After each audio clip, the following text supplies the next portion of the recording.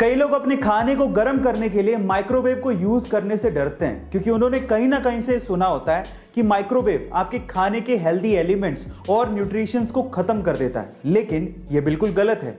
यह एक मिथ से ज्यादा और कुछ भी नहीं है। तो फिर फैक्ट क्या है? फैक्ट यह है कि माइक्रोवेव से निकलने वाला रेडिएशन किसी भी तरह के एटम और मॉलिक्यूल को डिस्ट्रॉय कर ही नहीं सकता, उसे ब्रेक कर ही नहीं सकता, जिससे हेल्दी न्यूट्रिशंस बनते हैं। तो आपका माइक्रोवेव सेफ है। हाँ, यह जरूर है कि खाने को कभी ठंडा नहीं खाना चाहिए, उसे गर्म करके ही खाना चाहिए। यह मिथ नहीं है बल्कि सच्चाई है।